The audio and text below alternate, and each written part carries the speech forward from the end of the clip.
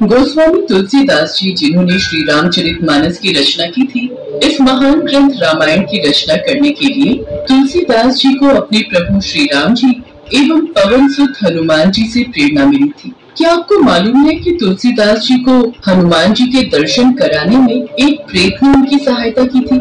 जिस प्रेत ने उनकी सहायता की वह एक पेड़ पर रहता था। यह एक बड़ी रोचक कथा है। शास्त्रों में वर्णित एक अद्भुत कथा के अनुसार गोस्वामी तुलसीदास जी नित्य प्रातः जंगल में शौच को जाते तो रास्ते में एक सूखा पेड़ पड़ता था। उनके लोटे में जो पानी बचता वो उस पेड़ में डाल देते।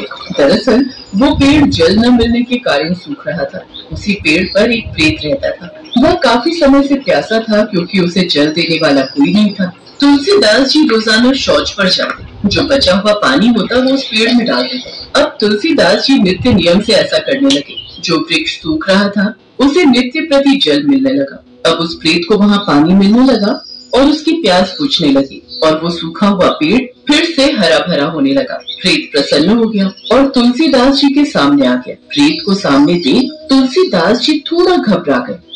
घबराओ नहीं तुलसीदास, मैं तुम्हें जानता हूँ। मैं एक ब्रह्म राक्षस हूँ। मैं इसी पेड़ पर रहता हूँ। पानी के अभाव में ये पेड़ सूख रहा था। अनेकों लोग इस मार्ग से गए पर किसी का भी ध्यान इस सूखे पेड़ की ओर नहीं गया। पर तुमने मुझे जल पिलाकर मेरी प्यास बुझाई है। तुम्हारी देखभाल से इस पेड़ ने पुनः जीवन पा लिया। हे महात्मा, तुमने मेरा आवास नष्ट होने से बचा लिया। कहो, मैं तुम्हारी कौन सी इच्छा पूर्ण कर सकता हूँ? आपके वचन सुनकर मुझे बहुत अच्छा लगा ब्रह्म राक्षस, पर मैं किसी भी तरह की मोह माया से परे हूँ। पर जैसे मुझे अपने जीवन में जल चाहिए था, वैसे तुम्हें भी तो अपने जीवन में कुछ चाहिए होगा। आपने उचित कहा, आपकी ही भांति मेरी भी।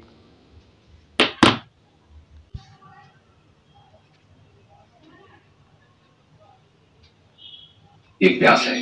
यदि आप में वास्तव में इतना समर्थ है ब्रह्म राक्षस जी, तो मेरी एक सहायता कीजिए। मेरी वो प्यास बुझा दीजिए, प्रभु श्री राम के दर्शन की प्यास। मुझे उनके दर्शन करवा दीजिए। हे तुलसीदास, श्री राम के दर्शन कराने का सामर्थ्य होता तो मैं ब्रह्म राक्षस की योनि में क्यों भटकता? तो फिर मुझे आपसे कुछ नहीं चाहिए, मुझे आज्ञा दीजिए। इतना कहकर तुलसीदास जी जाने लगे। तभी उस ब्रह्म राक्षस ने उन्हें रोक दिया। रुको, मैं तुम्हें ऐसे नहीं जाने दे सकता। भले ही मुझ में सामर्थ्य नहीं, किंतु किसी में तो होगा। कोई तो होगा जो तुम्हारी इच्छा को पूर्ण कर सकता है, और मैं उन्हें जानता हूँ। इस कलयुग में एकमात्र वही है जो तुम्हें तुम्हारे प्रभु श्री राम से मिलवा सकते हैं। वो कोई और नहीं, श्री राम भक्त हनुमान जी है। आपके कहने का अर्थ संकट मोचक हनुमान जी? ब्रह्म राक्षस जी, फिर तो आप मुझसे परिहास कर रहे हैं। नहीं नहीं, मैं सत्य कह रहा हूँ। राम भक्त हनुमान जी का जो भी स्मरण करता है, राम भक्त हनुमान उनकी पुकार अवश्य सुनते हैं। ये तो सत्य है ब्रह्म राक्षस जी। जो भी सच्चे हृदय से हनुमान जी को याद करता है, उन्हें हनुमान जी के साथ साथ प्रभु श्री राम के दर्शन अवश्य होते हैं। पर समस्या तो ये है कि मुझे राम भक्त हनुमान आखिर मिलेंगे कहाँ?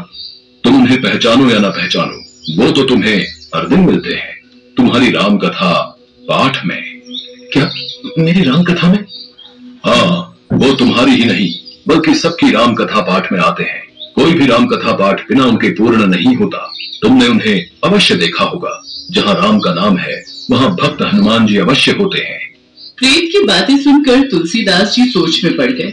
तभी उन्हें याद आया कि जब भी वह राम कथा कहते हैं तो एक वृद्ध सज्जन पुरुष सबसे पहले ही प्रस्तुत होते हैं और सबसे बाद में ही वहाँ से जाते हैं। उन्हें समझ आ जाता है कि वो न हो, अवश्य ही वही पवन पुत्र राम भक्त हनुमान है। तुलसीदास जी की आंखों से अश्रुधारा बहने लगती है। तुलसीदास जी, देर न करो, तुम्हारी राम कथा का समय हो रहा है। हनुमान जी आते ही होंगे, तुम उनसे शीघ्र ही भेंट करो। हाँ, ये उचित रहेगा। और जाने से पहले मैं आपका कोटि कोटि धन्यवाद करता हूँ। यदि संसार में इस भक्त का नाम होगा तो इस भक्त के साथ साथ आपका भी नाम होगा। मेरी सहायता के लिए आपको श्रेय अवश्य मिलेगा। और फिर तुलसीदास जी प्रेत से विदा लेकर राम भक्त हनुमान जी की प्रतीक्षा करने लगे। हनुमान जी राम कथा में आए तुलसीदास जी ने राम कथा का पाठ करना शुरू किया और वृद्ध सज्जन को देखकर बहुत प्रसन्न हुए। उन्होंने सोचा कथा के अंत में जब वह प्रसाद देंगे तो उनसे भेंट करेंगे। पर यह क्या, हनुमान जी तो प्रसाद लेकर तुरंत ही वहाँ से गायब हो गए। तभी तुलसीदास जी ने एक बार फिर से राम नाम का जयकारा लगाया तो उन्हें कुछ दूरी से जय श्री राम की आवाज आई और वह पहचान गए कि हनुमान जी वही थे। उन्होंने हनुमान जी को प्रणाम किया और उनके चरणों में शीश झुकाकर श्री राम दर्शन की प्रार्थना करने लगे। हनुमान जी अपने रूप में आ जाते हैं। हे राम भक्त हनुमान, आपकी सदा ही जय हो। हे प्रभु, मुझे प्रभु श्री राम के दर्शन करवा दीजिए। हे पवन पुत्र हनुमान, आप तो राम भक्त हो, मुझे श्री राम के दर्शन करवा दो, मैं उनके दर्शनों का प्यासा हूँ। हे तुलसीदास, यदि आप भगवान श्री राम के दर्शन पाना चाहते हैं तो आप चित्रकूट जाओ, वहीं आपको प्रभु श्री राम के दर्शन होंगे, क्योंकि आपका जन्म तो एक महत्वपूर्ण कार्य के लिए ही हुआ है, जो आपको वहीं करना है। पर प्रभु, आपको मुझे वचन देना होगा कि राम दर्शन पाने हेतु आप वहां भी मेरी सहायता करेंगे। हे तुलसीदास जी, आप श्री राम कथा में जब भी उनका नाम लेंगे, मैं वहां अवश्य उपस्थित रहूंगा। आपका कल्याण हो।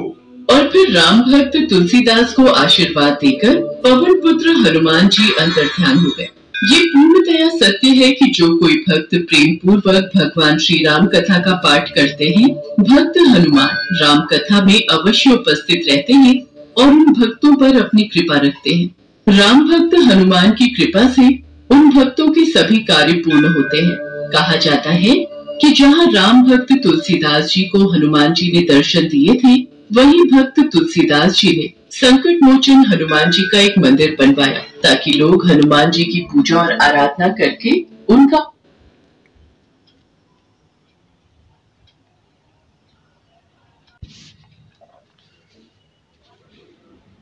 आशीर्वाद प्राप्त कर सके। इसके पश्चात तुलसीदास जी चित्रकूट चले गए, जिसके बाद गोस्वामी तुलसीदास जी को श्री राम जी के भी दर्शन हुए। भगवान राम के दर्शन होने के पश्चात उन्हें श्री रामचरितमानस की रचना करने की प्रेरणा प्राप्त हुई। आपको यह जानकर आश्चर्य होगा कि भगवान श्री राम से प्रेरणा पाकर लिखी जाने वाली पुस्तक रामचरितमानस दैवीय प्रभाव दिखाती है।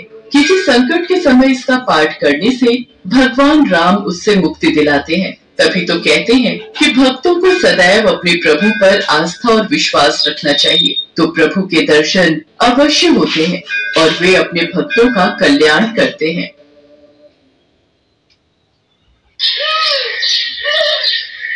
राजेश नाम का एक ऑटो वाला ऑटो चलाया करता था। उसकी बीवी शीतल और 7 साल का बेटा राजू था। वो अपने परिवार के साथ